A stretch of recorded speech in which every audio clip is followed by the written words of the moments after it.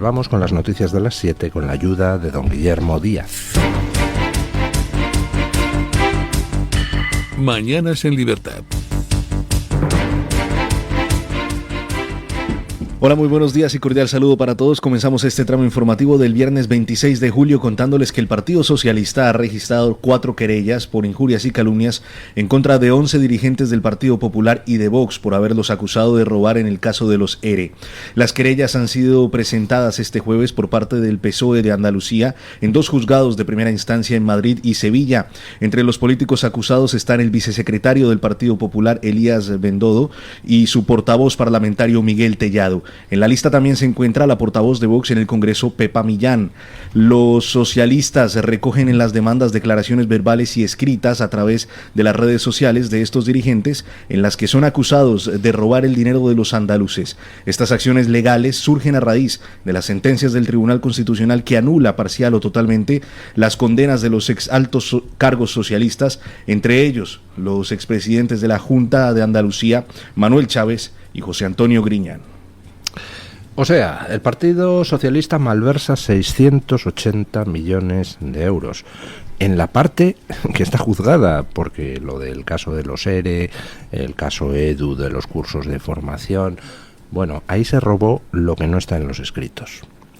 Pero bueno, la parte de los EREs.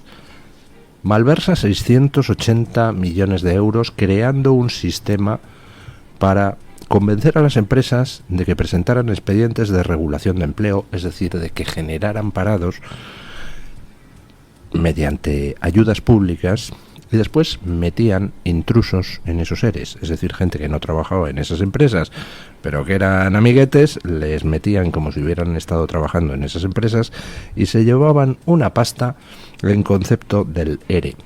La cosa llegó hasta tal punto que alguno de esos intrusos declaraba una antigüedad en la empresa para poder cobrar el máximo de indemnización correspondiente, que hubiera implicado que esa persona tendría que haber estado trabajando en la empresa desde la más tierna infancia.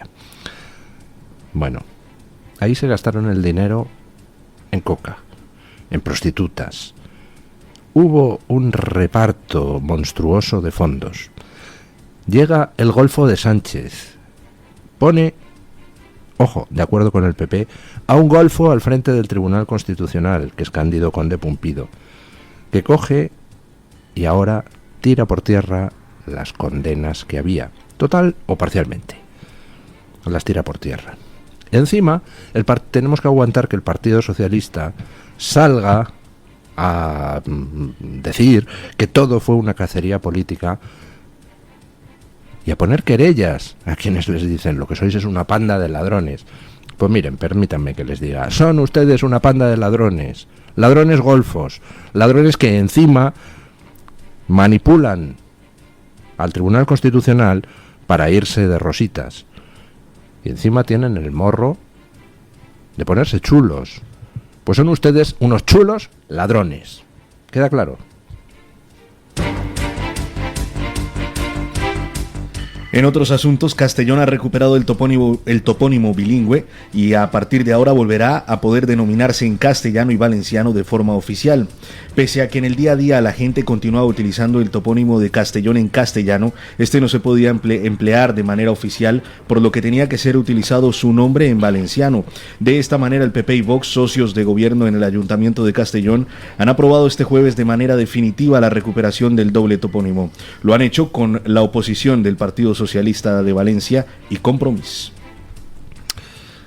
Resulta que todo el mundo llama Castellón a Castellón, pero llega la marea de desespañolización, porque no es otra cosa que desespañolización, todo el querer arrinconar al castellano en todos los órdenes de la vida, empezando por el tema toponímico, y deciden que Castellón va a llamarse Castelló. Podían haber dicho, hombre, pues en fin, lo llamamos de las dos formas. Si se está hablando en castellano, pues pone Castellón en los documentos. Y si se está hablando en valenciano, pues pone Castelló. Pues no, que había que utilizar en todos los documentos Castelló. ¿Por qué? Pues por sus santas narices. Entonces, ha tenido que llegar Vox al Ayuntamiento de Castellón para que al final se recupere la toponimia bilingüe. Entonces ya se pueda utilizar oficialmente lo que es, pues de forma prácticamente unánime, el topónimo empleado para designar a Castellón. Bueno, pues es una demostración más de que la llegada de Vox a ciertos gobiernos ha hecho posible que se empiece a recuperar el sentido común, que se empiece a poner pie en pared frente a la avalancha antiespañola, la avalancha de desespañolización impulsada, ojo, no por los nacionalistas, que también, sino en algunos lugares por el Partido Socialista, como es el caso de toda la Comunidad Valenciana, en otros lugares por el Partido Popular, como es el caso de Galicia, y en otros lugares por ambos, como es el caso de Navarra o de Baleares. Bueno, pues miren, para algo sirve votar, para poner pie en pared cuando hay que poner pie en pared. El tema de la toponimia no es rescatar el cómo se llamaban las cosas tradicionalmente, mentira. El tema de la toponimia es una herramienta política de desespañolización. Y hay un ejemplo muy claro, Gerona. Gerona, que ahora oficialmente se tiene que llamar en todos sitios Girona. Dices, ¿y por qué? Oiga, si está usted hablando en español, pues lo llamará Gerona en los documentos oficiales. Si está usted hablando en catalán, pues sí, llámelo Girona o como le salga del Belfo. Pues no, que hay que usar Girona. Y te pones a indagar y dices, ¿y de dónde demonios sale esto de Girona? Porque resulta que en Gerona, históricamente, en catalán, nunca se ha llamado Girona. Y puse un hilo en Twitter hace mucho tiempo con una multitud de ejemplos de documentos redactados en catalán, desde el siglo XV hasta el siglo XVIII. Documentos en catalán. No hay ni una sola mención de Gerona como Girona, sino que en catalán siempre se había llamado Gerona. Es decir, escrito igual que en español, pero pronunciada esa G de forma distinta. Gerona. Ustedes se van, por ejemplo, a las actas del Ayuntamiento de Gerona y dice Ayuntament de Gerona. No con I, sino con E. ¿De dónde viene lo de Girona? Pues que a finales del siglo XIX, con el tema del nacionalismo catalán, los señoritos de Barcelona que pronunciaban Girona, pues entonces impusieron el nombre Girona, pero los gerundenses nunca habían llamado Girona a Gerona, la habían llamado siempre Gerona. Entonces, ¿por qué se decide Girona? Pues muy sencillo, porque como es distinto del topónimo en español, así imponemos algo diferente, como ha pasado en infinidad de ayuntamientos del País Vasco, que jamás han tenido un nombre en euskera y que sin embargo se impone el nombre en euskera para quitar el nombre en castellano. Bueno, pues en fin, ante tanta tontería habrá que poner pie en pared. Y por cierto, una recomendación, por supuesto cada uno en su casa hace lo que quiere, pero si te nombro, soy tu dueño. Me alegra un montón que haya pasado la marea de nombres, digamos, autóctonos. Eso de poner a los niños nombres catalanes o nombres vascos, o supuestamente vascos, porque es que la mayoría de los nombres vascos se los inventó Sabino Arana a finales del siglo XIX. Ahora se están recuperando los nombres tradicionales españoles, cada vez más, y me parece muy bien. Es una contraofensiva onomástica frente a los intentos de desespañolización de lugares, de personas, etcétera, etcétera, etcétera. Bueno, vámonos al otro lado del charco, porque este domingo son las elecciones en Venezuela y bueno, yo veo algunos esperanzados con el tema. Yo la verdad es que no tengo ninguna esperanza. Escuchen. De esta manera abrimos la página de la información internacional con el foco puesto en las elecciones presidenciales de Venezuela este domingo 28 de julio, pues ahora es Brasil quien ha decidido suspender su observación electoral en territorio venezolano. La decisión ha sido tomada por el Tribunal Superior Electoral del Brasil, luego de que Nicolás Maduro haya afirmado durante un mitin que los sistemas electorales de Brasil, Estados Unidos y Colombia no eran auditables. El mandatario venezolano dijo que en Brasil ni una sola cédula se verifica, y añadió que en Venezuela se realiza verificación en tiempo real del 54% de las urnas. La ausencia de Brasil se suma a la revocatoria de la invitación al expresidente argentino Alberto Fernández para que sea observador y a la negativa de Colombia a evitar una misión electoral para estos comicios. Bueno, se van a celebrar unas elecciones en Venezuela. Venezuela, ese país gobernado por un asesino y torturador llamado Nicolás Maduro. Un asesino y torturador que lleva reprimiendo a su pueblo de manera gangsteril y asquerosa desde hace demasiados años. Pues me parece fue en el 2016 o algo por el estilo, hubo unas elecciones a la Asamblea Nacional que ganó la oposición por mayoría abrumadorísima. Sacaron más de 2/3 de los diputados de la Asamblea. Maduro inicialmente fingió aceptar los resultados y en cuanto a la Asamblea Nacional empezó a tratar de legislar haciendo uso del poder que tenía, pues Maduro disolvió la Asamblea Nacional y se fumó un puro.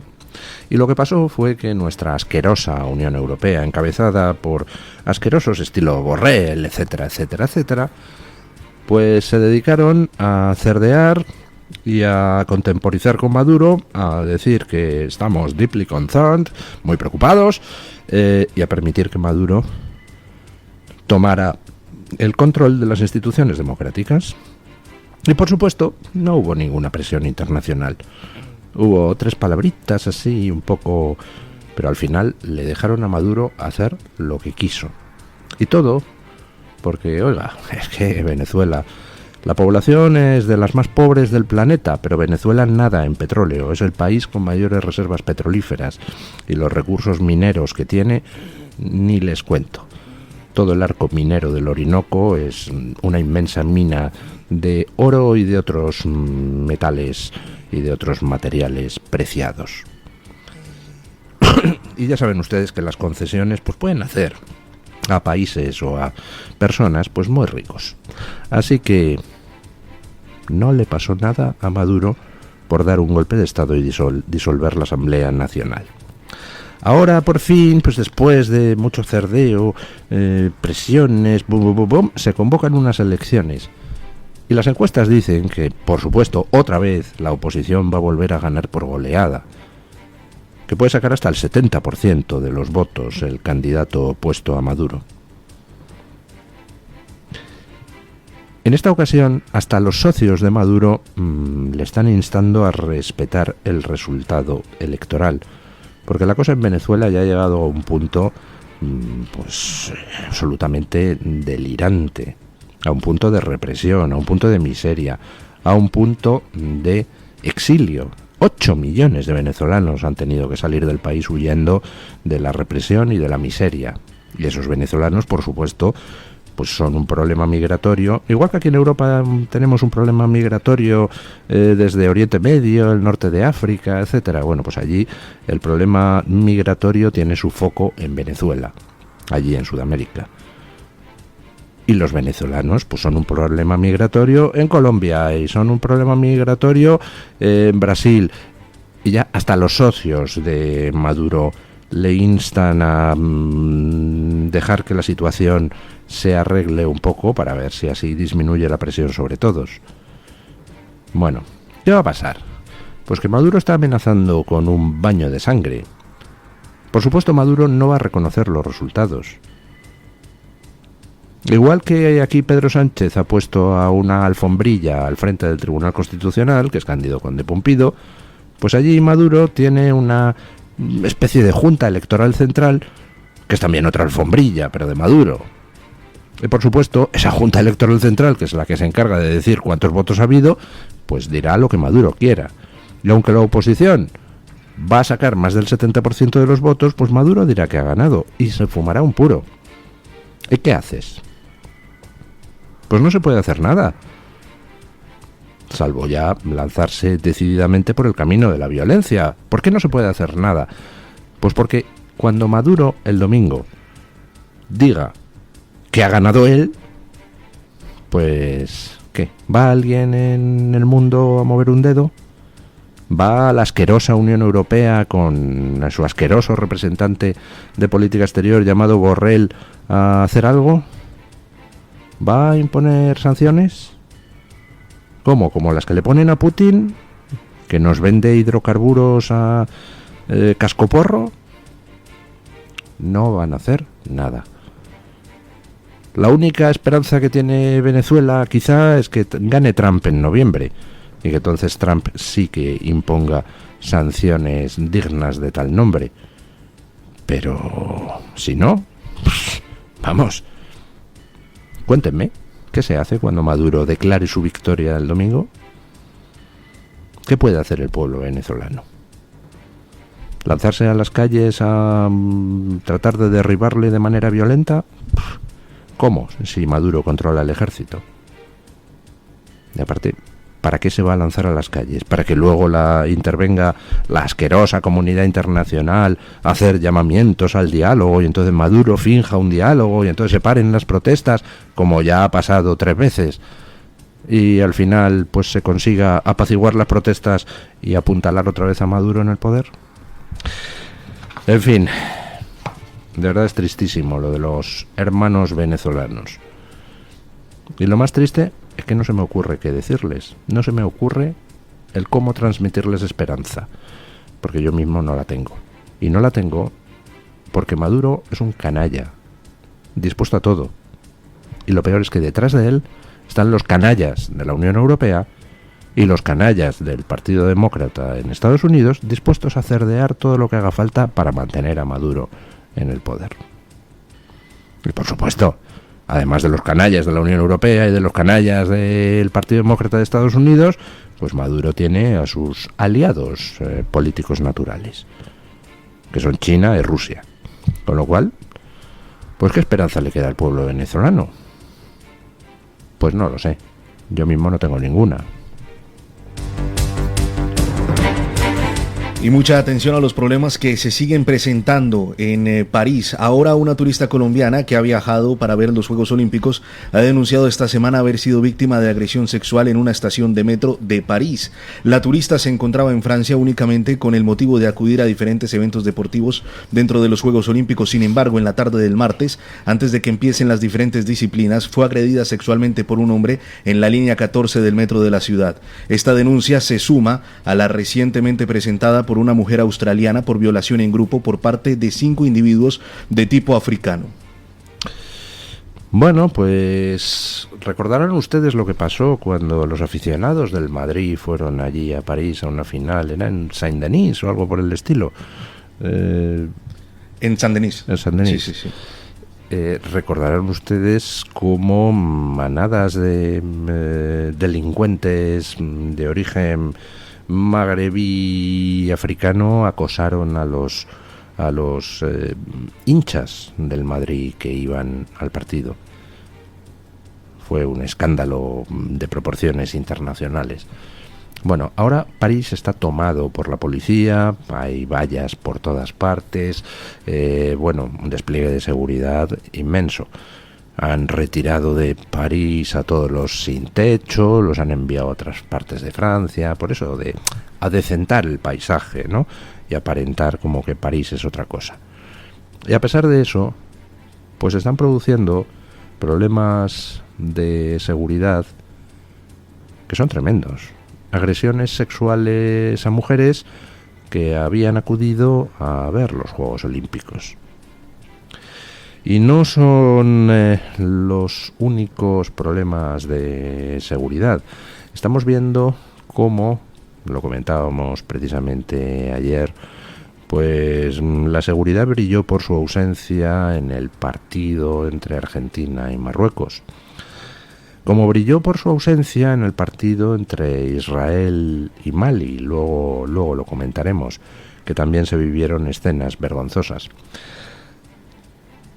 La verdad es que, en fin, Macron y Francia en general pensaban que estos Juegos Olímpicos pues fueran un escaparate para Francia, y me da la sensación de que al final la idea que se está empezando a trasladar y que se terminará trasladando es que Francia en estos momentos, gracias a la multiculturalidad, pues es un auténtico estercolero.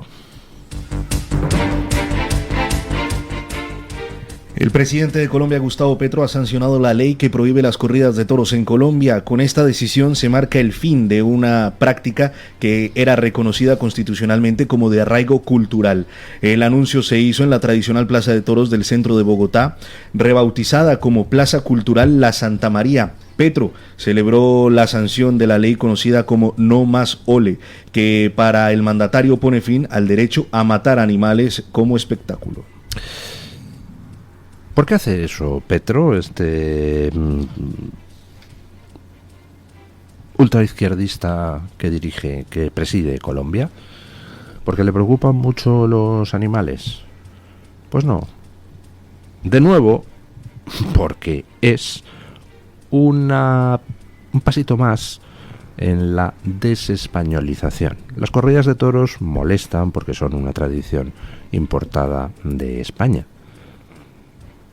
Si fuera, pues, no sé, cualquier otro tipo de tradición indígena, le importarían un bledo los animales. La iniciativa la llama No Más Olé.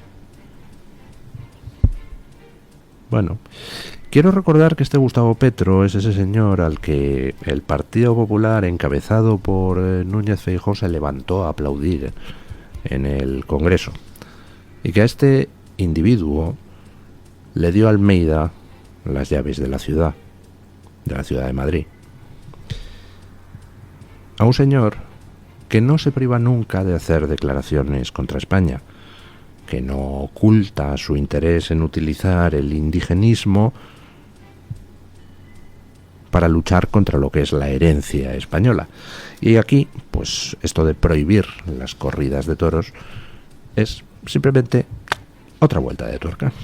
Vamos con doña Laura Fernández Cañas para que nos cuente qué trae hoy OK Diario en portada. Buenos días, doña Laura. Muy buenos días, alcanzamos el final de esta semana y en OK Diario seguimos teniendo que hablar de Begoña Gómez porque la mujer de Pedro Sánchez en su día también retorció el reglamento de la Complutense para colocar a 27 profesores afines en su máster.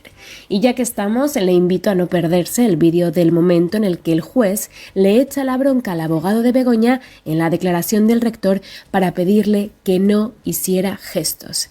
Y cambiando de tercio, este fin de semana todas las miradas estarán puestas en Venezuela. Este domingo se celebrarán unas elecciones determinantes que podrían liberar al pueblo venezolano del yugo del régimen chavista de Nicolás Maduro.